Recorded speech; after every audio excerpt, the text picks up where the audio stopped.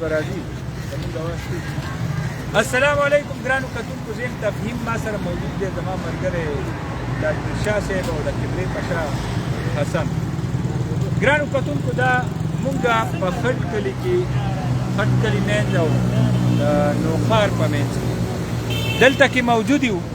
دا د نوخار دې ته معاشي هب هم ویلی شو او معیشت لحاظ سره آمدن لحاظ سره دا ډېر لوی سنټر دی. ګیر چاپېره غټې غټې رستورنټې دي او دا د رونقونو ځایونه رڼاګانو ځایونه دي.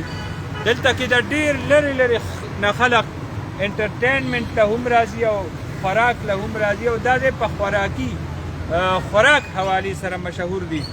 یو طرف ته کوربه دی، دې طرف ته ریورویو دی، ورسره نور زیات رستورنټې دي او دا دې ټایم کې مکمل زیر آب دي. هغه طرف ته که تاسو کتلي کشتۍ پکې ولاړې دي او اوبه ډېر تیزۍ سره په بره راخیږي. اندازه دا ده چې څه وخت پس به دا اوبه جیټي روډ ته هم رسېدلي. دلته کې ډېر لوی نقصان هغه وشو چونکې معیشت لحاظ سره د دې خپل انفرادیت دی، اهمیت دی، آمدن لحاظ سره د نوخار ډسټرکټ دپاره دا ډېر لوی سپورټ هم دی او دلته کې دا یو اساسه ده. خو دې ټایم کې هغه زیر آب ده او د سیلاب تباهۍ په ضد کې ده. زما ملګری به دې حوالې سره څه خبرې کوي. پیر صاحب څه به وایي؟ بسم الله الرحمن الرحیم. په کائناتو کې چې څه کیږي هغه د الله پاک امر او ارادې سره کیږي. زمونږ یو ډېر مشر علامه مولانا انعام الحق صاحب به دا خبره کوله کله چې سورت یاسین دی 2 آیاتو ته به راورسېدو کن فیکون وي دې کې هم ډېر ټایم لګي، بلکې هغوی به فرمایل چې انما امره اذا اراد شیئا خدای پاک چې د یو څیز اراده وکړي نو فورا هغه په عمل کې راشي. لهذا دا که عذاب دی که له هر صورت حال دی خدا د الله پاک د طرفې دی.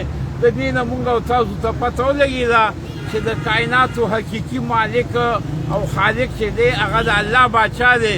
د دنیا ټول حکمرانان غواړي چې دا سیلاب دی نه وي، خلک دی نه متاثره کیږي، لیکن کیږي هغه څه چې د الله ذات غواړي. لهذا مونږ ته خپلو حالاتو خپلو اعمالو ته کتل پکار دي چې مونږ چې کوم دی نو الله ته متوجه شو، استغفار ووایو، دعاګانې وکړو، صلات حاجات نفل وکړو. امید دی چې دا صورتحال به ختم شي. الله ډېر کریم ذات دی او په ختمېدو چې کوم دی نو روان دی، په کمېدو روان دی. د الله نه امید ساتو چې الله چې کوم دی نو مور پلار په خپلو بندګانانو یعنې دونه مهربانه نه دي څومره چې الله په خپلو بندګانو باندې مهربان دی. مونږ ته پکار دي چې آیات کریمه ډېر ووایو، استغفار ووایو او د الله نه امید ساتو چې دا صورتحال به په شا لاړ شي، کمې پکې روان دی، ختم به شي انشاءالله تعالی. ګرانو کتونکو دا ازمایش دی او دا ازمایش تاسو ته ښکاري. دې کې مونږ به دعا کوو چې دا زر تر زره د دې انسانانو نه خدای پاک ختم کړي او دا نوخار خپل حفاظت کې والي.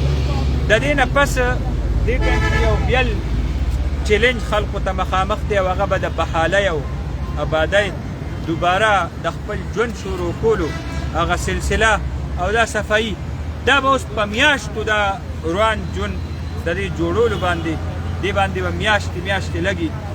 مونږ به همدغه خبره وکړو. پرون هم ما ویلي چې ډېر غټ خلک عربپتیان خلک هغه په ډېر لږ وخت کې قرضداري شو، نو معاشي لحاظ سره کمزوري شو، ختم شو.